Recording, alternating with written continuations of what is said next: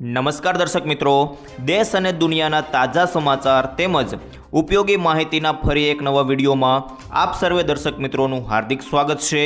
તો આવા જ સમાચાર દરરોજ સૌથી પહેલાં જાણવા માટે આપણી ચેનલ ગુજરાત લાઈવ 24ને સબસ્ક્રાઈબ કરી લેજો।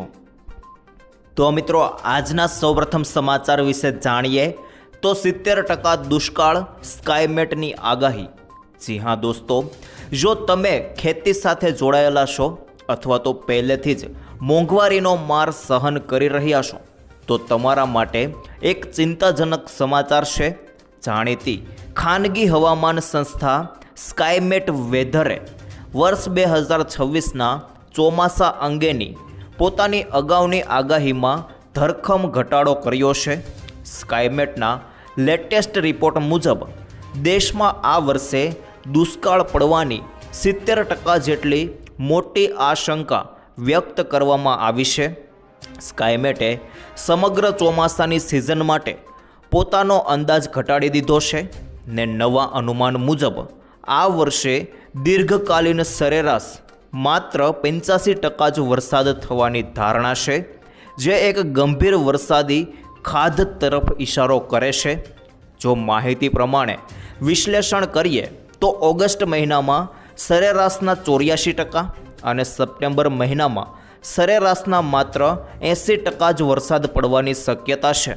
તમને જણાવી દઈએ કે શરૂઆતથી જ વરસાદની સ્થિતિ ચિંતાજનક રહી છે। 1 જૂનથી લઈને 31 જુલાઈ સુધીના સમયગાળામાં જ દેશભરમાં સરેરાશ કરતાં પણ 13% ઓછો વરસાદ નોંધાઈ ચૂક્યો છે।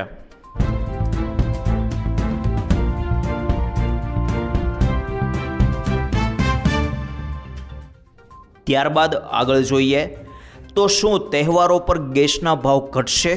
ખાસ જોઈ લો મિત્રો, દેશભરમાં રસોઈના ગેસ વપરાશકર્તાઓ માટે આજના રોજ મિત્રો મહત્વપૂર્ણ અપડેટ સામે આવી છે। ભારતીય સરકારી તેલ માર્કેટિંગ કંપનીઓ સામાન્ય ગ્રાહકો દ્વારા ઉપયોગમાં લેવાતા 14.2 કિલોગ્રામના ઘરેલું એલપીજી સિલિન્ડરના ભાવમાં કોઈ જ બદલાવ કર્યો નથી। છેલ્લા કેટલાક સમયથી ફુગાવાના કારણે ગ્રાહકો ભાવ ઘટાડાની આશા રાખી રહ્યા હતા, પરંતુ આજે પણ સિલિન્ડરના દરો જૂના સ્તરે જ સ્થિર રહ્યા છે ને બીજી તરફ વૈશ્વિક સ્તરે અમેરિકા અને ઈરાન વચ્ચે વધી રહેલા લશ્કરી સંઘર્ષના કારણે ભારતે પોતાની ગેસ આયાતની રણનીતિમાં મોટો ફેરફાર કરવો પડ્યો છે।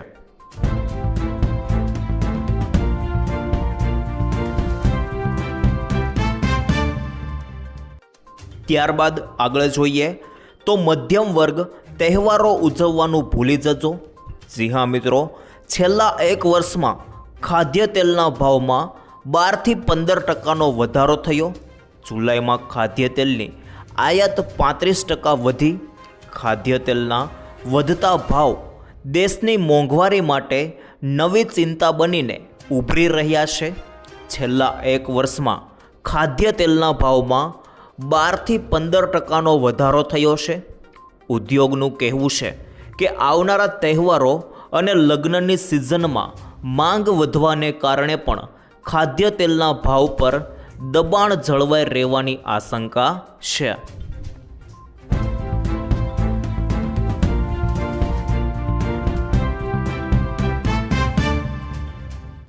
ત્યારબાદ આગળ જોઈએ તો મુખ્યમંત્રી સાંભળશે ફરિયાદો। જી હા મિત્રો, મુખ્યમંત્રી ભૂપેન્દ્ર પટેલ આગામી 27મી ઓગસ્ટના રોજ રાજ્ય સ્તરીય સ્વાગત ઓનલાઈન જન ફરિયાદ નિવારણ કાર્યક્રમમાં ઉપસ્થિત રહીને રાજ્યના નાગરિકોના પ્રશ્નો, સમસ્યાઓ અને રજૂઆતો સાંભળીને તેનું સત્વરે નિવારણ લાવશે।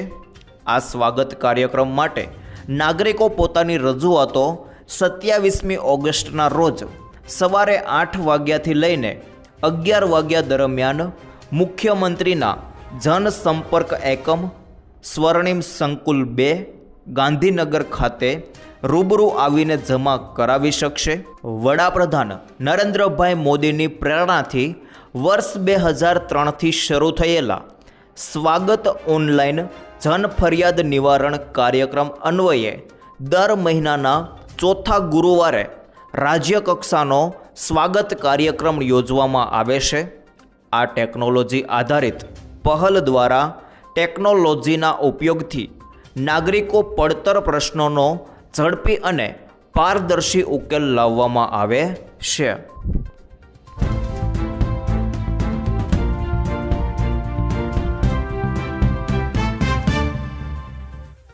ત્યારબાદ આગળ જોઈએ તો ગ્રહણ છે, રાખડીનું મુહૂર્ત જાણી લો. જી હા મિત્રો, જોજો ગમે ત્યારે રાખડી ન બાંધતા જાણી લો મુહૂર્ત, કારણ કે રક્ષાબંધન આ વર્ષે 28 ઓગસ્ટે ઉજવાશે, પરંતુ હિન્દુ કેલેન્ડર મુજબ પૂર્ણિમા તિથિ 27 ઓગસ્ટે રાત્રે 9:08 વાગ્યે શરૂ થાય છે અને 28 ઓગસ્ટે સવારે 9:48 વાગ્યે પૂરી થાય છે. તેથી મુખ્ય ઉજવણી શુક્રવારે 28 ઓગસ્ટે થશે. બહેનો સવારના શુભ સમયે ભાઈઓને રાખડી બાંધી શકશે. હવે એનું આદર્શ મુહૂર્ત છે મિત્રો, સવારે 5:57 લઈને 9:48 સુધી આદર્શ મુહૂર્ત ગણવામાં આવશે.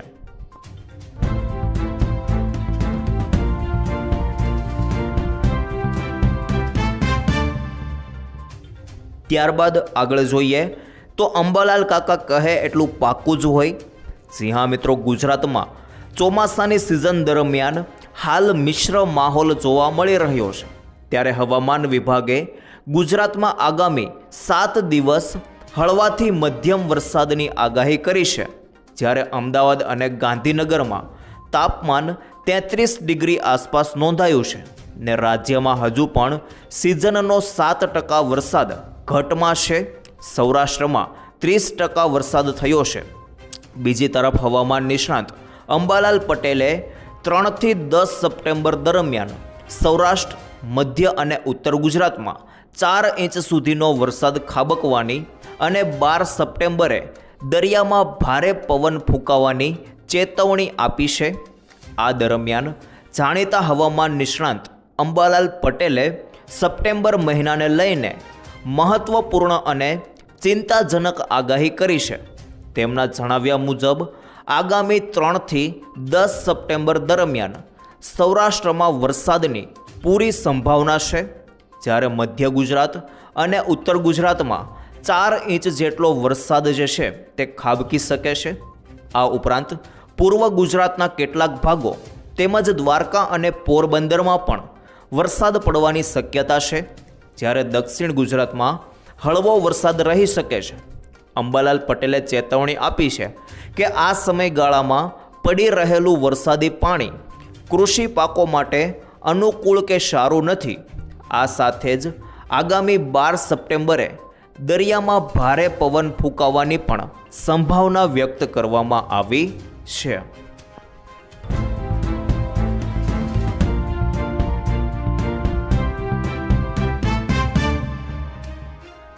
ત્યારબાદ આગળ જોઈએ તો એક ટીપું તેલ નહીં જવા દઈએ, ઈરાનની ધમકી.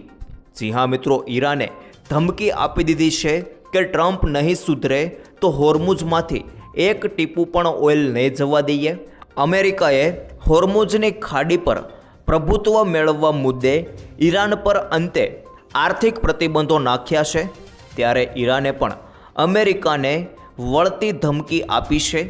અમેરિકાએ આર્થિક પ્રતિબંધોમાં સાથ આપનારા દેશો સામે ઈરાન યુદ્ધની કાર્યવાહી કરશે, જેનાથી વિશ્વ પર ફરી તેલ સંકટ આવતા ભાવ વધી શકે છે.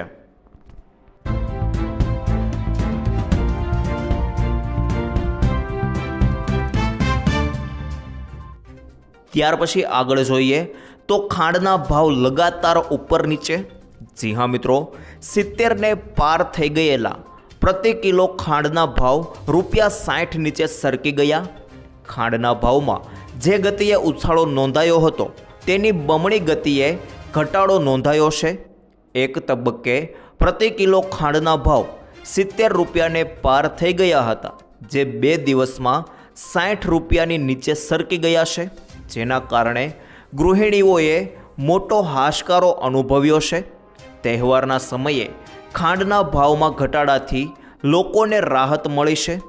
શેરડીનું ઓછું ઉત્પાદન થવાના કારણે ખાંડની અછત સર્જાશે તેવો ભય ઊભો થવાના કારણે ગત સપ્તાહે ખાંડના ભાવમાં રોકેટ ગતિએ તેજી જોવા મળી હતી. એ જ સપ્તાહમાં ખાંડના ભાવમાં પ્રતિ કિલો 15થી 17 રૂપિયાનો ઉછાળો નોંધાયો હતો.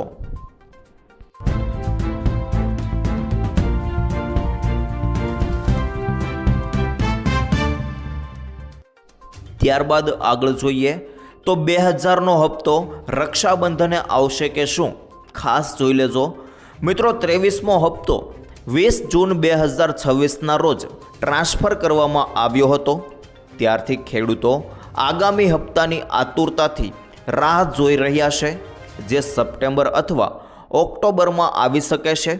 કેટલીક વાર સરકાર ખાસ તહેવાર સાથે સુસંગત થવા માટે અગાઉથી પણ હપ્તો મોકલે છે ને એવા અહેવાલો પણ હતા કે 24મો હપ્તો રક્ષાબંધન નિમિત્તે જાહેર થઈ શકે છે. જો કે પીઆઈબીએ આ દાવાને નકારી કાઢ્યો છે.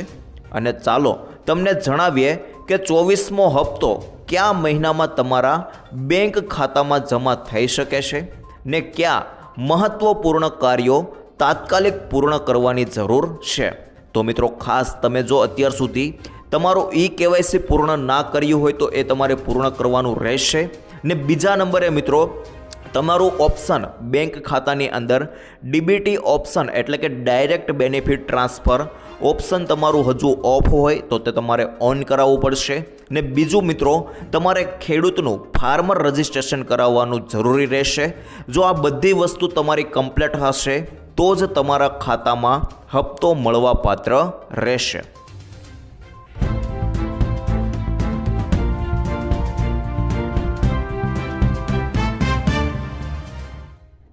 ત્યારબાદ આગળ જોઈએ તો ભયંકર પૂર, હજારો લોકો તણાયા. જી હા મિત્રો, તિબેટ તરફથી અચાનક આવેલા ભયાનક પૂરે નેપાળના રસુવા જિલ્લામાં ભારે તબાહી મચાવી છે. ભોટેકોશી નદીમાં આવેલા પૂરથી ટીમુર બજાર સહિત આસપાસના વિસ્તારોમાં મોટા પાયે નુકસાન થયું હોવાની માહિતી સામે આવી છે. સ્થાનિક અધિકારીઓના જણાવ્યા અનુસાર અનેક વાહનો, સામાન, પુલ અને સરકારી કચેરીઓ પૂરના પાણીમાં તણાઈ ગયા છે. આ વિનાશક પૂર બાદ લગભગ 1000 લોકો તણાયા હોવાની આશંકા વ્યક્ત કરવામાં આવી છે. જોકે આ આંકડાની સત્તાવાર પુષ્ટિ હજુ સુધી થઈ નથી. 7ના મૃતદેહ મળ્યા છે ને પરિસ્થિતિની ગંભીરતાને ધ્યાનમાં રાખીને નેપાળ સરકારે તાત્કાલિક બચાવ કામગીરી શરૂ કરી છે.